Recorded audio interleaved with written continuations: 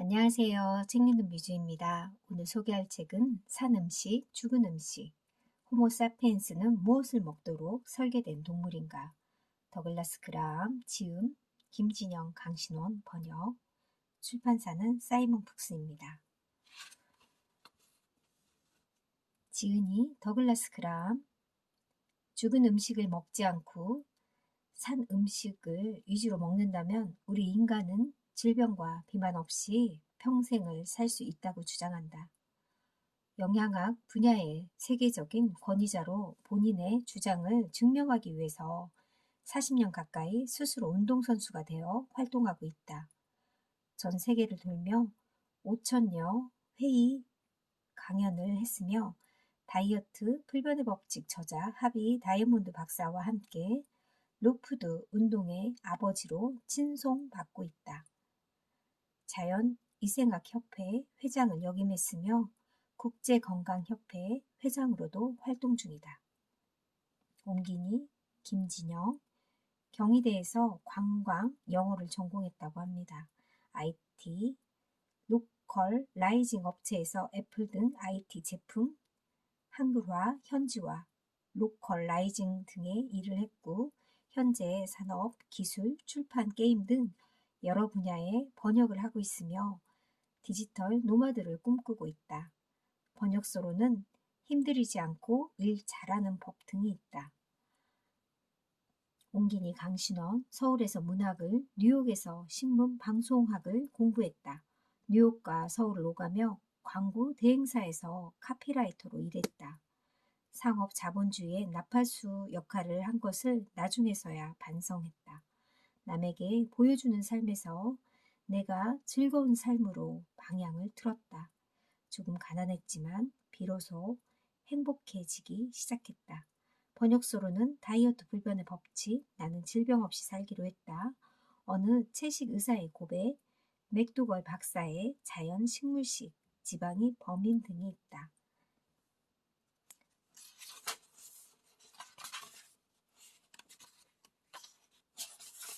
번역자의 말. 마라톤은 의지로 하는 운동이 아니다. 매일 한두 시간씩 꾸준히 연습을 해야 한다. 알레르기는 여전했으며 살은 빠지는 듯 하다 다시 찌곤 했다. 완전 과일식은 실천하지 못했지만 아침과 점심은 과일을 먹고 저녁은 현미 채식을 하는 자연 식물식을 시도했다. 살은 15kg 넘게 빠졌고 10년 넘게 고통을 주던 알레르기도 사라져 버렸다. 내 몸의 쾌적함은 과거에 비해 비교할 수 없이 좋다.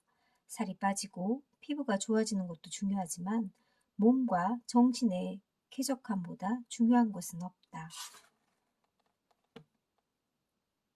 내가 그라함 박사의 책을 번역하면서 내내 즐거웠던 이유를 어떻게 설명해야 좋을까? 왜 질병에 걸리는지, 왜 뚱뚱해지는지 궁금했던 내게 그라함 박사는 시원한 대답을 던져줬다. 궁금했던 생각이 풀리는 순간이 나는 가장 좋다. 아, 그래서 그랬구나. 이런 깨달음이 오는 순간 무기수가 감옥에서 풀려나 첫 햇살을 받는 그 느낌. 나는 참으로 행복한 사람이다. 이 책을 읽는 독자들과 그 깨달음을 나누고 싶다. 강신원. 아, 이분의 마음도 참 너무 좋은 마인드로 일을 하고 계시는 것 같아서 참 멋졌던 분입니다. 차례 1장 인간은 무엇을 먹도록 설계된 동물인가? 2장 당신이 몰랐던 과일의 진실. 3장 산 음식은 어떻게 살을 빼고 질병을 치유하는가?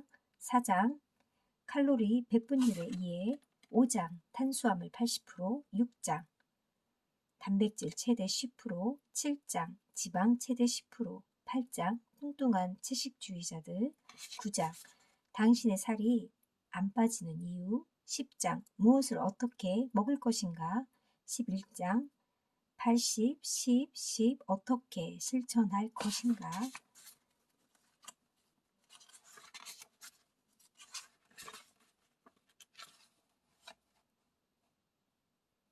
우리 인간은 과연 육식동물일까?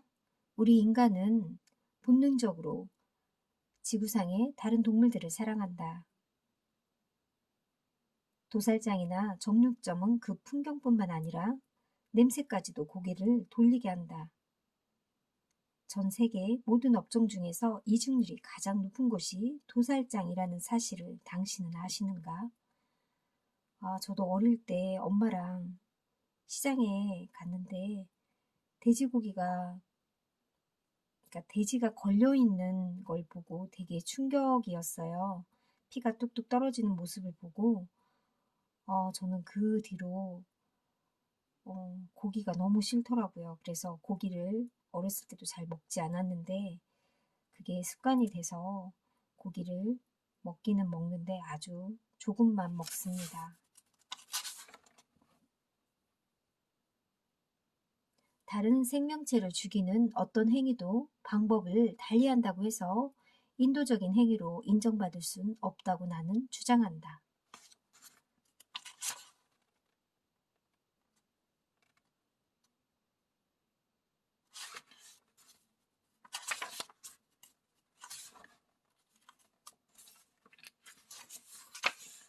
인간은 녹말 음식을 먹는 동물인가? 녹말 음식은 곡물, 풀의 씨앗, 뿌리 및 덩이, 줄기, 콩류 이렇게 세 종류로 분류된다.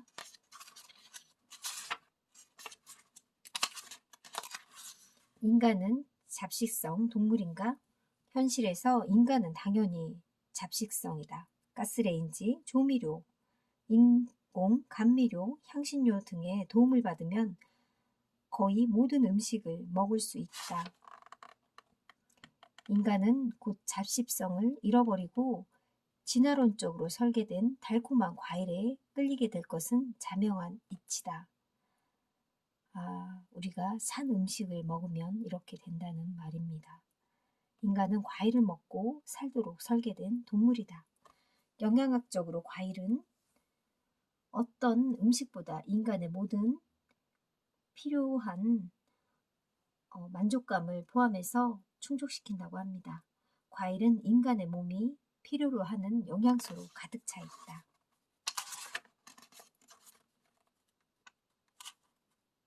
당신의 본능적인 감각에 질문해 보시라. 당신이 지금 맛있는 과일을 먹으려 한다고 상상해 보시라.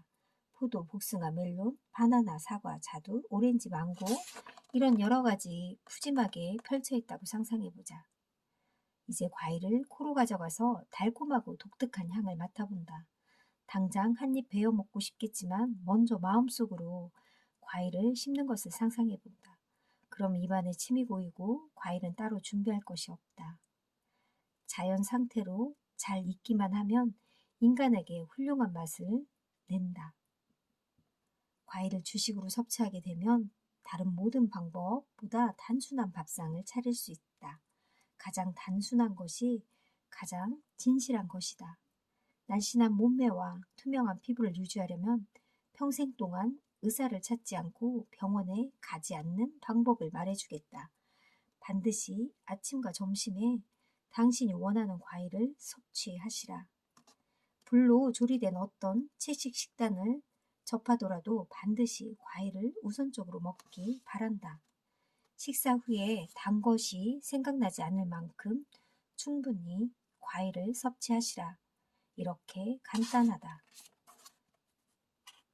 당신이 산 음식으로 식사를 한다면 지구는 그 푸르름으로 더 울창해질 것이 당연하지 않은가 말이다.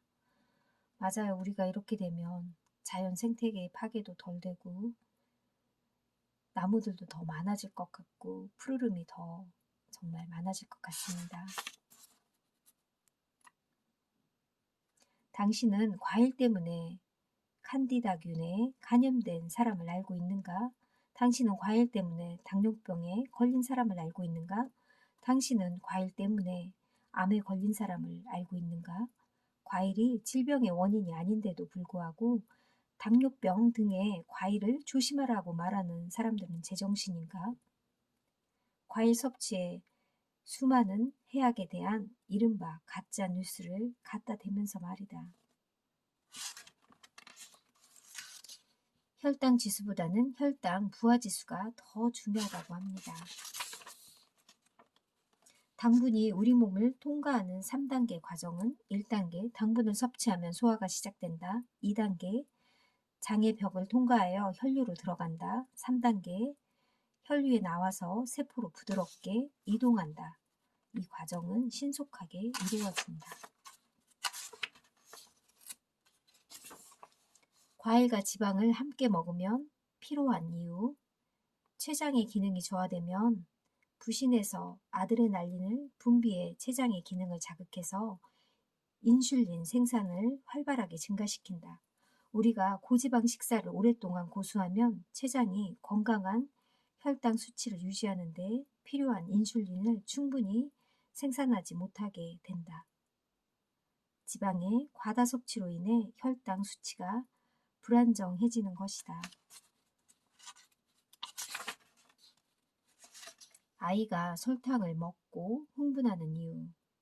어린이들이 생일이나 할로윈과 같이 특별한 날에 설탕을 많이 섭취하게 되면 아직 젊고 건강한 부신이 순간적으로 작용하여 상당한 양의 아드레날린을 방출한다.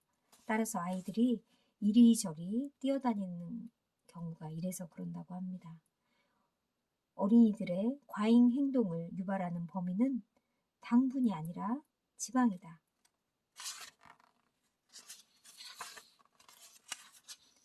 당뇨병의 원인은 지방이라고 합니다. 미 질병통제센터 CDC는 당뇨병 발병률이 2050년까지 2배 이상 증가할 것으로 내다보고 있다고 합니다. 과일은 절대 범인이 아니다. 의사들은 이렇게 말한다. 한번 당뇨에 걸리면 평생을 달고 살아야 합니다. 당뇨와 친구가 되십시오. 과일은 더 이상 먹으면 안 됩니다. 도대체 병을 치료하는 직업을 가진 사람들이 할 소리인가 말이다. 나는 지난 30년 넘게 많은 당뇨 환자들을 연구해 왔다. 예외 없이 적용한 치료법이 있는데 과일과 채소 위주의 저지방, 자연식물식 식단을 통해 혈당 수치를 안정시킬 수 있었다.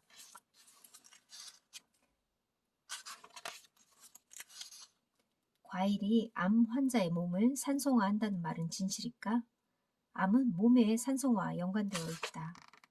모든 과일은 대부분 알칼리성, 미네랄을 듬뿍 함유하고 있다. 산성과 알칼리성의 균형. 과일이 암세포를 성장시킨다는 말은 진실일까? 암세포는 산소 함량이 매우 낮은 환경에서 번식하기를 좋아한다. 고지방 식사를 하게 되면 혈액과 조직의 산소 함량이 감소한다. 치아 이생 그 자체가 범인이다. 치아 뿌리에는 NMR이 없기 때문에 음식이나 박테리아에 의해서 만들어진 산으로부터 보호되지 않는다. 음식과 미생물이 이 공간에 끼게 되어 결국 치아를 망가뜨릴 수 있다. 충치가 원인이 되는 식품들은 건조식품, 견과류, 씨앗류, 정제 설탕 등이 충치의 원인이라고 나는 주장한다. 건강한 치아를 위한 과일과 채소. 건강한 생활에는 금지사항이 없다. 신선하고 잘 익은 생과일과 채소는 치아와 잇몸에 아주 좋은 음식이다. 이 책의 앞부분에서 언급했던 것처럼 인간의 치아 구조는 해부학과 생리학 측면에서 과일과 채소를 먹기에 적합하도록 설계되어 있다. 산 음식은 어떻게 살을 빼고 질병을 치유하는가?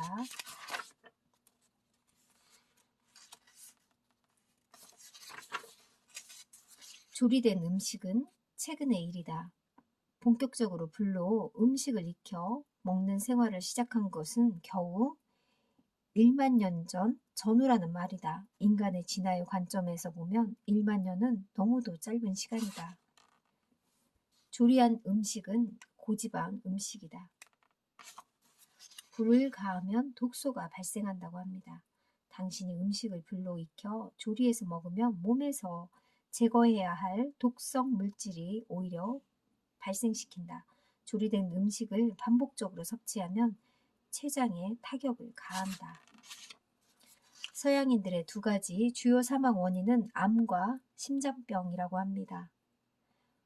과일과 채소를 한 바구니에 쌓아놓고 먹어보시라. 당신은 절대 과식할 수도 폭식할 수도 없다.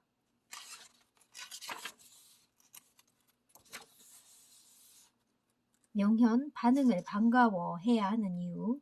많은 사람들이 과일과 채소를 식단 주 메뉴로 먹기 시작할 때 명현 반응을 경험한다고 합니다.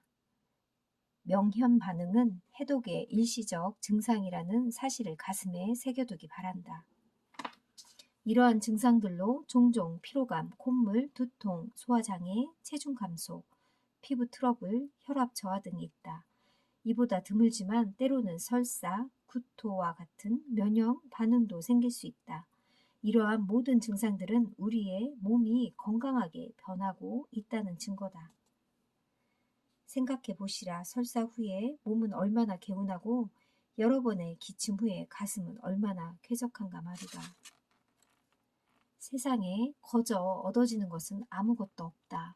어느 정도의 불편함을 극복하지 않고는 질병과 비만의 치유를 이룰 수 없다는 사실을 당신도 경험해 보지 않았는가 말이다.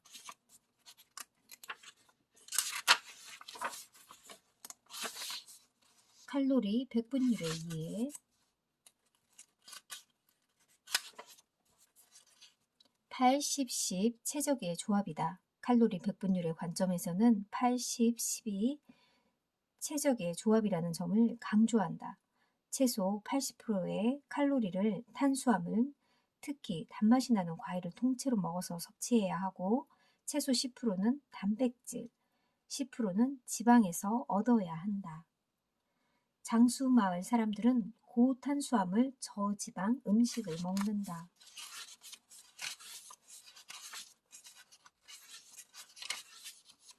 나는 80-10에 얼마나 가까운가. 저지방 생채식 식단인 80-10은 자연이 베푸는 혜택, 신선하고 가공되지 않고 드레싱되지 않은 자연 식물식 음식만 섭취를 단독으로 누릴 수 있는 일생일대의 기회를 제공한다. 우리 모두에게서 놀라운 결과들이 나왔다. 피부가 맑아졌고 살은 저절로 수십 킬로 빠졌고 각종 질병으로부터 해방되었다. 80-10 개념을 완벽히 이해하고 있다고 해도 몇 끼마다 아니 매일매일 이 비율로 식사를 할 수는 없다. 아마도 어떤 날에는 지방을 조금 더 많이 섭취하고 어떤 날에는 덜 섭취할 것이다. 목표는 1년 이상 80-10 식단을 꾸준히 유지하는 것이다.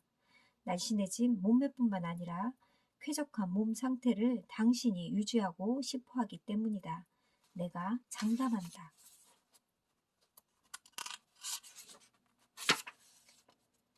5장부터는 2부에서 소개해 드릴까 합니다. 감사합니다.